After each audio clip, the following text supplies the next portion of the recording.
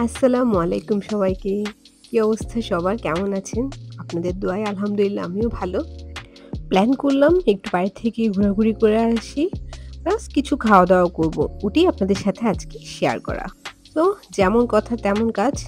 বেরিয়ে পড়লাম ফুচকার সন্ধানে। না, বাংলাদেশি না। আজকে ট্রাই করব পাকিস্তানি গোলগাপ্পে। অ্যাকচুয়ালি পাকিস্তানে এটা ওরা গোলগাপ্পে নামে চিনে, যেটা আমরা বাংলাদেশী বলি ফুচকা আর ইন্ডিয়ানরা বলে পানিপুরি। সবগুলোই সেম বাট ডিফারেন্ট নাম। সো চলে গেলাম একটা পাকিস্তানি সুইটসে। এদের এখানের গোলগাপ্পে আমার অনেক আগেও ট্রাই করা হয়েছে বা অনেকবারই ট্রাই করেছি। কিন্তু আজকে আপনাদের সাথে শেয়ার করব অ্যাকচুয়ালি আমাদের বাংলাদেশের ফুচকার সাথে ওদের ডিফারেন্সটা কি। সো অর্ডার করে ফেললাম গোলগাপ্পে। এর মাঝে শুরু হয়ে গেল আমার ছেলের দুষ্টুমি। আর উনি কিছুতেই স্থির হয়ে বসে থাকবেন না। যেহেতু একা এসেছি ওকে কন্ট্রোল করা খুবই টাফ হয়ে যাচ্ছিল। আর আশেপাশে কিছু বেড়াল ঘোরাঘুরি করতে থাকে এখানে। রোডে প্লাস সব রেস্টুরেন্টে প্রায় দেখা যায় বেড়াল ঘুরে বেড়ায়। ওপেন রেস্টুরেন্ট যেগুলো আছে বা ধাবা টাইপের ওখানেই দেখা যায় আসলে এগুলোকে। তো শুরু হয়ে গেল তার ওগুলো দেখে দুষ্টামি, ওগুলো সে ধরতে চায়। এরপর তাকে কন্ট্রোল করা খুবই টাফ। তার বাবা থাকলে হয়তো কন্ট্রোল করে ফেলতে পারে বা নিয়ে বের হয়ে যায়। কিছু হাঁটাহাঁটি করে আসলে ঠিক হয়ে যায়। বাট আমি তাকে কোনোভাবে কন্ট্রোল করতে পারছিলাম না। অনেক ট্রাই করছিলাম বাট সে কিছুতেই চুপচাপ বসে থাকার পাত্র নয়। সো এর মাঝে একটু এরিয়াটা দেখিয়ে নিই। এটা হচ্ছে আসলে পাকিস্তানি সব দোকান এই এরিয়াটাতে। লাইক রেস্টুরেন্ট, শপ, বেকারি যা আছে সবগুলো হচ্ছে এখানকার পাকিস্তানি। তো এর মাঝে আমাদের খাবারটা চলে আসলো। এটা হচ্ছে পাকিস্তানি গোলগাপ্পে।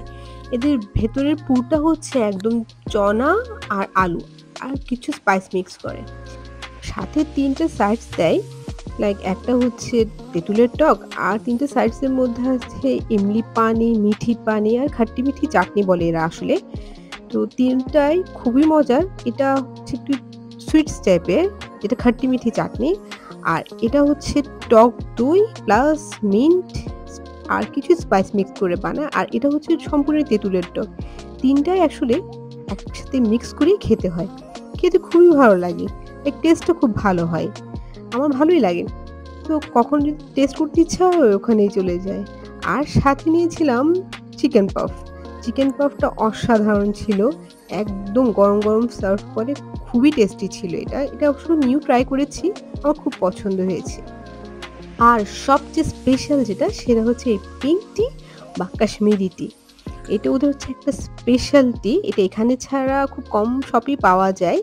এখানেরটা খুবই ভালো হয়। ভেতরে প্রচুর পরিমাণ বাদাম দিয়ে বানানো কাশ্মীরি টি। এটা হোপফুলি যারা কাশ্মীর ট্রাভেল করেছেন তারাও হয়তো চিনবেন এটা।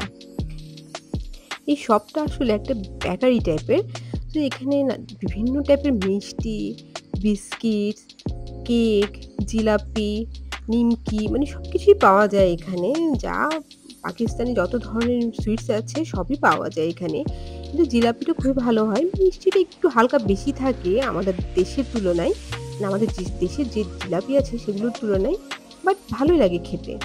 সো এরপর হাঁটতে চলে যাচ্ছিলাম বাসার দিকে। হঠাৎ নোটিস করলাম এখানে এই পার্ক না অ্যাকচুয়ালি এটা একটা মিউজিয়ামের সামনেই পার্কিং স্লট আছে।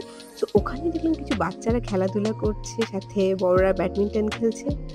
সো ছেলেকে নিয়ে চলে গেলাম একটু ওকে খেলাধুলা করাবো। লাইক ও এই এরিয়াটাতে এমন কিছু জায়গা আছে যেগুলো খালি থাকে, গাড়ি থাকে না। সেগুলোতে একটু হাঁটাহাঁটি করলে, খেলাধুলা করলে খুব খুশি হয়ে যায় আসলে। আর আমি প্রায় ট্রাই করি ওকে নিয়ে একটু বের হওয়ার জন্য, আশেপাশের পরিবেশের সাথে ওকে মেশানোর জন্য। কেন কি দেশের বাইরে যারা আছেন তারা হয়তো এই জিনিসটা ফিল করবেন যে এখানে খুবই একা থাকা হয়। বাইরের জগৎ সম্পর্কে বা বাইরের মানুষ সম্পর্কে সেরকম একটা ধারণা পাওয়া যায় না সারাক্ষণ বাসায় থাকতে। বাচ্চারা খুবই অ্যাডজাস্টেড হয়ে যায় আসলে বাসার ভেতরে। কেন কি বাংলাদেশে থাকলে হয়তো আত্মীয়-স্বজন, দাদা-দাদি, নানা-নানি সবার সাথে একটা বন্ডিং তৈরি হয় যেটা এখানে সম্ভব না। তো বাচ্চারা এই একাকিত্বটা সবসময় থেকে যায়। মানে ওদের মধ্যে একটু ভয় কাজ করে আসলে বাইরের মানুষের সাথে মিশার জন্য। তো আমি ট্রাই করি যেন বাচ্চা কাউকে ভয় না পায়। সহজেই সবার সাথে মিশতে পারে। এরকম একটা পরিবেশ দেওয়ার চেষ্টা করে যায় আসলে সবসময়। সো আমার ছেলে মাশাআল্লাহ এই দিকটা দিয়ে খুবই ভালো। ও সবার সাথে খুব সহজে মিশে যায়। সবার সাথে খেলতে পছন্দ করে, সবার কোলে যায়, সবার সাথে কথা বলতে চায়। এই জিনিসটা দিয়ে আলহামদুলিল্লাহ এখন পর্যন্ত কোনো ধরনের কমপ্লেইন পাইনি আমি আসলে ওর জন্য। তো ও খুব মজা পাচ্ছিল, খেলছিল সবার সাথে। এই যে বাচ্চাগুলো খেলাধুলা করছে, ওদের সাথেও ট্রাই করছিল কথা বলার জন্য, খেলার জন্য। এই জিনিসটি আমার ভালো লাগে আসলে। খুব খুশি ছিল সে আসলে এখানে আসার পর।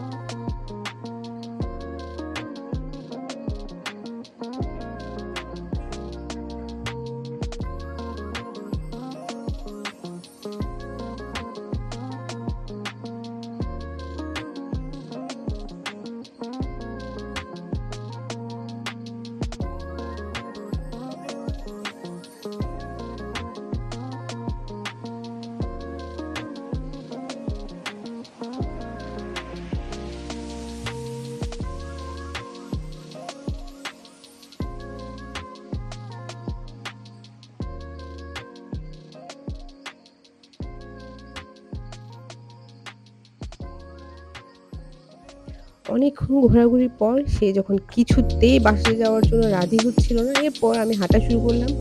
দেখলাম আমার পেছন, পেছন সেও আসছে এবং হঠাৎ তার নজর পড়ল এই গাছের দিকে এবং দেখার জন্য সে সামনে এগিয়ে গেল এই জিনিসটা আসলে কি?